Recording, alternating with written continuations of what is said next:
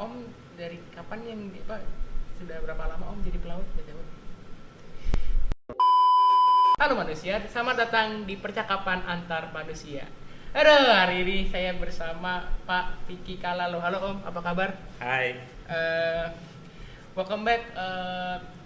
Om dari kapan yang sudah berapa lama Om jadi pelaut BTW? Om bukan pelaut. Wah, saya kaget nih. Iya, Jadi sebenarnya tuh Om itu bekerja sebagai apa?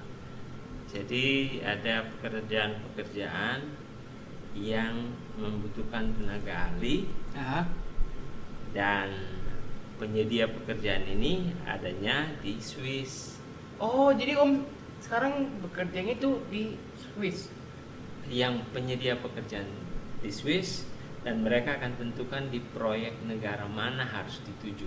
Oh. Misalnya yang terakhir itu lokasi proyeknya ada di Dubai.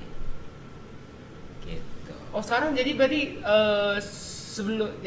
sebelum sekarang ini Om itu sudah ke Dubai atau di Swiss gitu ya? Ya, seperti itu. Kalau boleh tahu itu kayak gimana sih Om? Sederhananya begini, Ah, pekerjaan yang ditawarkan, ah. penyedia pekerjaan itu menawarkan jasa ke kita sebagai tenaga ahli dan kita yang menjadi eksekutor. Ah. Gitu. Jadi kita penjual jasa ke penyedia pekerjaan itu. Jadi sekarang Om itu penjual jasa apa? Kalau boleh tahu. Jasa keahlian di bidang listrik, kelistrikan. Oh. Gitu. Bidang listrik. Jadi itu bidang listriknya ada apa aja Om? Kalau listrik terlalu luas. Secara generalnya gimana Om? Generalnya yang saya bicara bidang saya aja. Ya.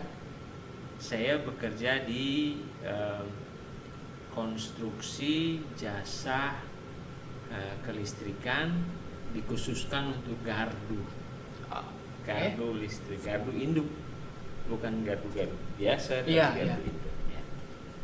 Tapi, Gitu. oke. Motivasi Om itu sebagai yang bidang listrik itu apa Om? Motivasinya ya tentu karena kita sebagai pelaku juga, pelaku bisnis, jadi motivasi kita bagaimana kita bekerja, Ya. bisnisnya jalan dan ada income untuk kita. Gitu. Jadi itu juga sebagai visi misinya Om. Visi misinya tentu berbeda ya. Ya. Karena visinya bagaimana kita mau memberdayakan kita, memberdayakan orang lain, Ya. sehingga apa yang kita kerjakan itu bermanfaat bagi orang dan kalau kita bilang jadi berkat bagi orang. Ah, iya iya.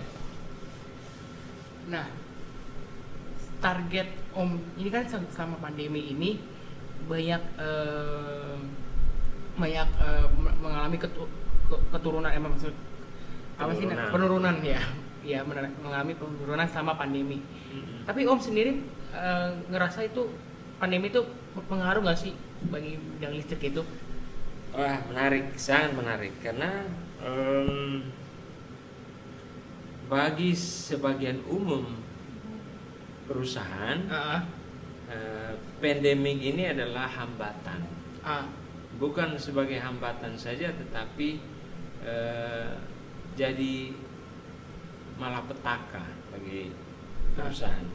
Namun bagi kami justru permintaan kami untuk mengerjakan pekerjaan-pekerjaan di luar itu malah naik.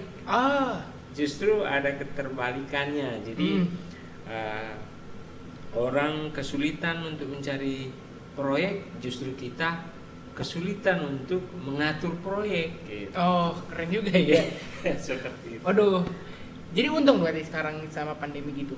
Kalau bilang untung ya boleh, bagian dari situ juga gitu. Oh ya, kan Om kan bekerja ada di di Swiss juga, di Belanda, di Abu Dhabi juga, di Di Abu Dubai. ya Dubai juga di situ kan. Nah, itu pakai bahasa apa sih kalau boleh tahu? Pengantarnya bahasa Inggris. Ah, Karena bahasa Inggris sudah menjadi bahasa internasional, ya. jadi tidak terbatas di negara mana itu, namun penggunaan komunikasinya semuanya pakai Inggris. Tapi dengar-dengar Om ini, you speak how many language again? English is fluent, Ah, but other language actually is passive. ya. To communicate, we can understand each other. Nah, I want to know what are those passive language that you mentioned before. Ok, parle français, Francis? parla italiano, Oh, kalam arabique.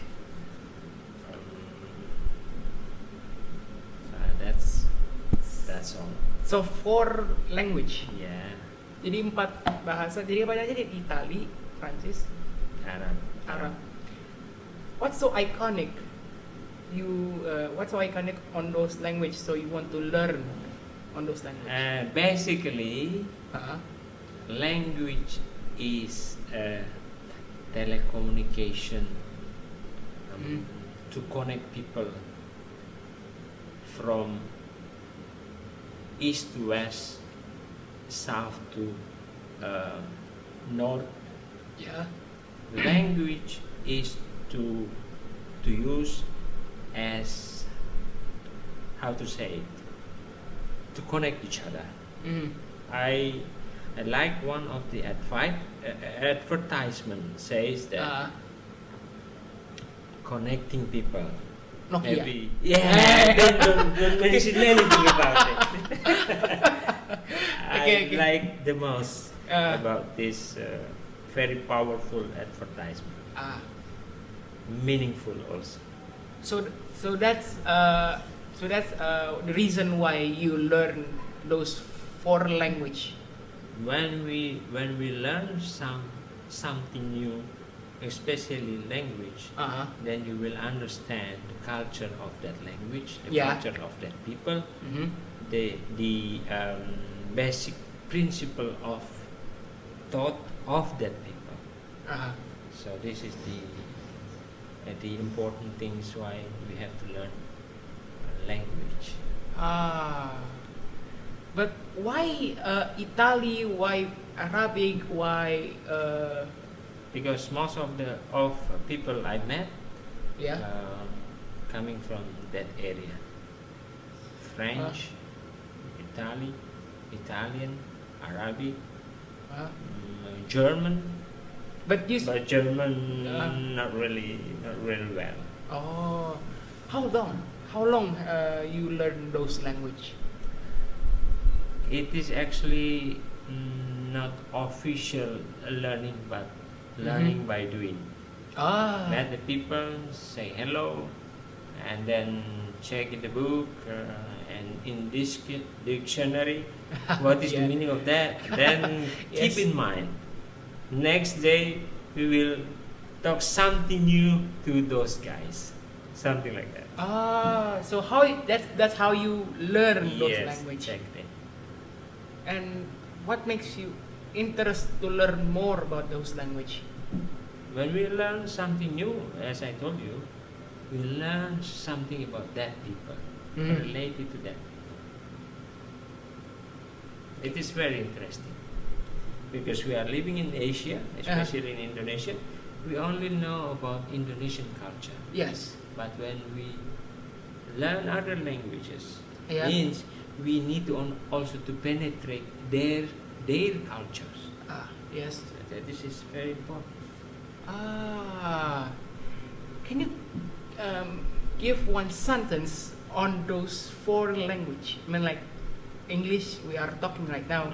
English kita udah bahas tadi. How about those 3 language? Oh, Okay. so Yes. I will. Saya menggunakan bahasa Arab walaupun sedikit, tetapi rata-rata bahasa Arab pasar lah saya bilang. Wah. Bagaimana kita deal dengan orang-orang yang ada di sekitar, termasuk bagaimana kita mau belanja. Ya. Pertama kita sapa mereka dengan Assalamualaikum. Ya. Anta kwais mean apakah Anda sehat? Ah. Nah, baru mereka jawab Ana kwais. Anak Mereka wise. jawab, Ana itu saya, Anta itu kamu. Oh. Okay, that's Arabic. Arabic. Yeah. How about Italian? For speaking in French. Okay.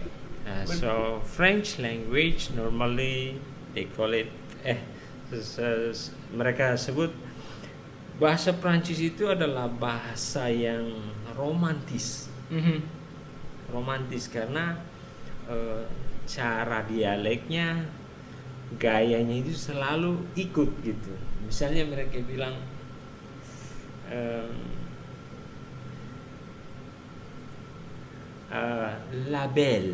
label itu cantik. Oh. Label itu cantik. Harus pakai gini ya. Iya, harus begini. Kalau Itali dia pakai gini karena memang bahasanya, kalau bahasa Itali itu adalah macho. Oh. Dia itu lebih maskulin kalau Oh. Parla Italiano seperti itu. Oke. Saya tahunya dulu bahasa Italia itu yang numero uno. Nomor satu. Iya. Kalau lihat dari iklan kopi ya. Nah, itu. terakhir France. Nah, itu yang tadi saya bilang, label itu adalah misalnya apa kabarmu?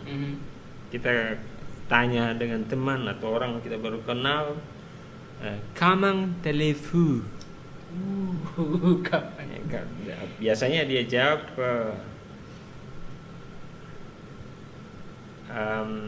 dengan bahasa mereka,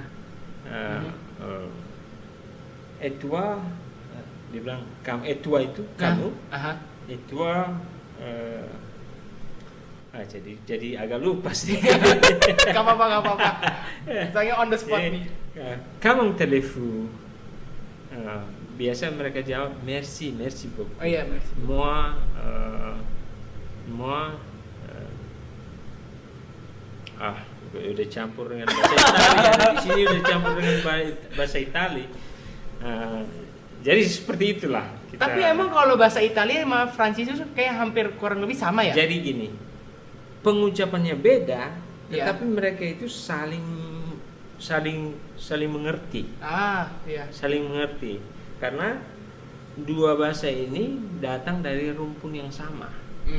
Walaupun ucapannya itu berbeda, Ya. yang satu maskulin, yang satu romantis, Ya. lebih feminis. Iya. Tapi mereka itu saling mengerti. Jadi orang Italia itu kalau ngomong, orang Prancis itu pasti mengerti, walaupun ucapannya beda. Orang Italia juga dengan orang Spanyol, Ya. mereka itu lebih dekat bahasanya justru. Oh. Spanyol dan Italia.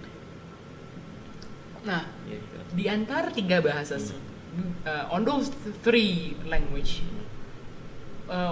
which those three language that you prefer most? Yang paling I prefer French because most of my friends are coming from there. Oh, so you work with the French guy.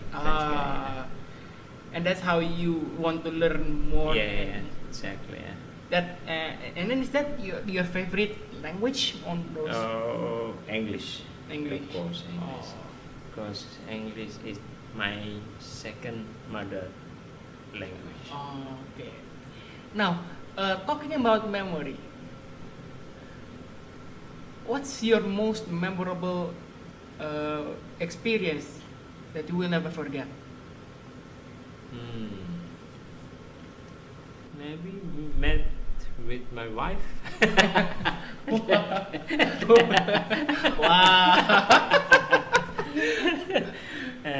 I mean, visiting a country, the most memorable one, it is in Switzerland. Because in Switzerland, they treat people equally. So even though they are visitor. Yeah, they do not see what kind of color your skin are. Yeah. Okay. But they treat you as a human being. That is the. I think we have to treat one to another equally. We cannot see the background or which culture this guy is coming from, something like that, but we have to treat it equally. That's your favorite. Yeah, that Switzerland. But how many countries have you visited before? So far, about maybe around 42 countries. 42 countries. And your most memorable thing? Can you share it to us? The memorable one, as I told you, when I was visit once, couple of times in Switzerland. People are really welcome for foreigners. Yeah. And then the second one, it is maybe our neighbor country. Yeah. Singapore. In In Singapore, also they treat us like. I mean, it is not as much different as Switzerland. They see us like a human being. Yes. They do not care. They do not really care which country we are coming from. So, and the third one is in Australia. Australia also, they treat people equally. And even though they see Asian, they think that Asian is Australian. Okay. You get my point. But talking about Switzerland, we just talk about bidang kelistrikan tadi in Swiss, di Swiss.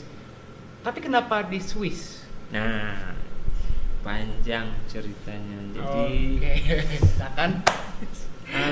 Dulu saya nggak usah ungkap tentang masa lalu bagaimana saya bekerja dengan Swiss. Dulu pokoknya kita bekerja di PMA,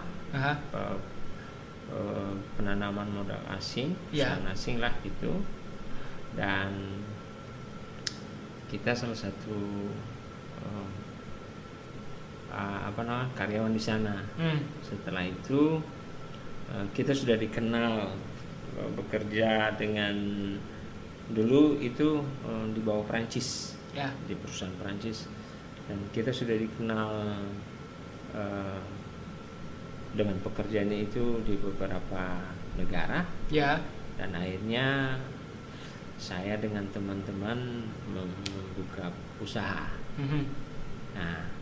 Dan mereka mendengar kita membuka usaha itu, mereka tawarkan, bisa nggak pakai jasa kalian untuk sebagai eksekutor. Dengan senang hati, memang tujuan kita seperti itu. Akhirnya kita menjual jasa ke mereka. Nah, awalnya kita menjual jasa ke dulu kan kita di bawah, yang masih karyawan di bawah Perancis, dan setelah itu di perusahaan itu kita mengerjakan dua produk, produk Perancis dan produk Swiss. Dan kebetulan memang saya lebih banyak melaksanakan melakukan pekerjaan yang cenderung ke Swiss. Akhirnya mereka kenal kita lebih banyak ke Swiss, akhirnya yang menawarkan kita itu dari Swiss itu. Akhirnya ya terjalin kerjasama, sehingga kita menjual jasa kita sampai detik ini ke berkiblat ke Swiss. Gitu. Jadi mereka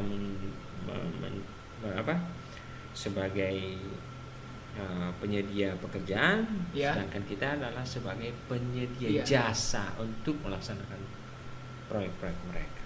Gitu. Emang proyek di Swiss itu seperti apa sih dalam bidang pendidikan? Sederhananya begini, Swiss itu membuat gardu, dan gardu yang mereka buat itu worldwide. Jadi banyak, bukan hanya di Dubai, di seluruh dunia. Di seluruh dunia. Nah,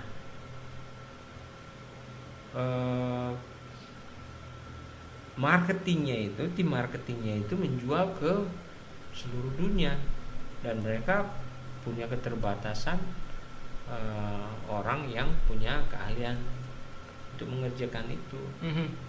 Nah, pabrik mereka keluarkan produk, dan kita dipanggil kalau misalnya pekerjaan yang membludak, kita dipanggil untuk menjadi eksekutor di produk mereka itu. Makanya saya bilang saya selalu berkiblat ke Susana, karena di sana pembuatan gardu itu. Sama nggak sih yang Bapak lakuin itu di Abu Dhabi, di Dubai? Sama ya, itu yang saya kerjakan. Produk dari Swiss dibawa ke sana, mereka tunjuk dari sana untuk menjadi eksekutor pekerjaan mereka di sana, proyek mereka di sana. Tapi Swiss dan Dubai ini mereka sama-sama atau enggak? Yang di Dubai ini adalah pengguna jasa, pembelinya. Pembelinya. Produknya itu, barangnya itu dari Swiss. Dari Swiss barangnya, kayak sederhananya begini deh. Kita membeli ini, saya sebut nanti disebut ya. Perusahaan negara ini, perusahaan listrik negara ini membeli produk di Swiss. Si pembelinya ini perusahaan negara ini. Nah, Swiss itu menunjuk kami itu sebagai kaki tangan mereka, sebagai eksekutor mereka, bahwa produk ini harus kita kerjakan dari tidak ada sampai beroperasi serah terima. Jadi yang di Dubai sana adalah perusahaan listrik negara Dubai. Jadi saya berinteraksi dengan orang-orang seperti orang yang saya bilang tadi, orang perusahaan nggak usah disebut itu. Gitu. Dan itu menguntungkan sekali. Kalau dari aspek bisnis, sangat menjanjikan. Gitu. Tapi sekarang ini butuh tenaga kerja nggak kalau sama kalau iya, kita masih butuh dengan kualifikasi yang kita tentukan, dan itu pun harus melalui beberapa tahapan. Pertama itu pengenalan, yang kedua itu internal training masih di perusahaan kita. Baru yang ketiga itu external training di pabriknya di Swiss. Dan keempat itu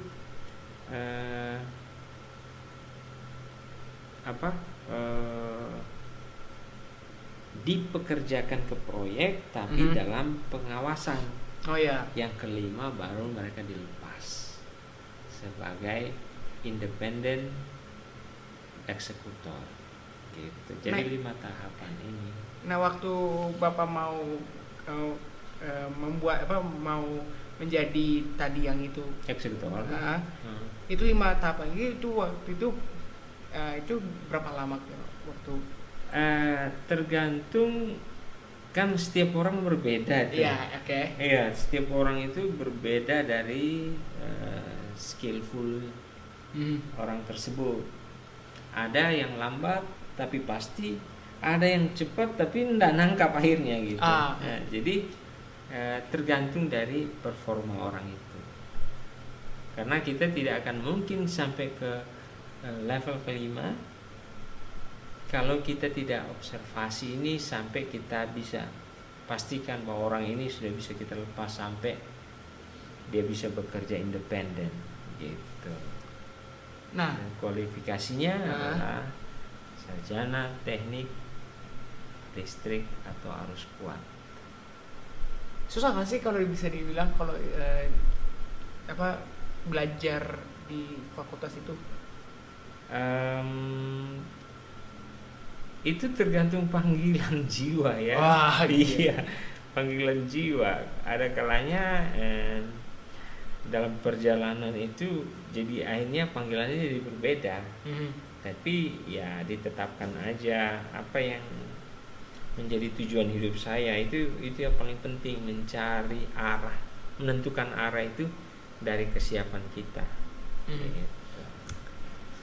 Oke Pak, penutup ada pesan atau motivasi atau tips yang bisa Bapak bagikan kepada para pendengar? Tips, pesan atau tips untuk anak-anak muda khususnya, ya, bermimpilah setinggi-tingginya karena mimpi itu gratis. Oke. Yang kedua, orang itu lewat mimpi mewujudkan apa yang ada sekarang. Pesawat terbang itu hanya mimpi, tapi toh jadi kenyataan. Wah. Yang ketiga, ilmu sangat penting karena lewat ilmu kita melihat jendela dunia di sana. Boleh nih Pak. Ya. Oke. Jadi itu saja dari percakapan antar manusia. That's it for today. Saya Jonathan Wijaya. Saya Ricky. Terima kasih Jo. Thank you banget Om. Semoga percakapan kita ini bermanfaat, mendatangkan semangat untuk anak-anak muda. Ya siap Om. Thank you and have a good day. Goodbye.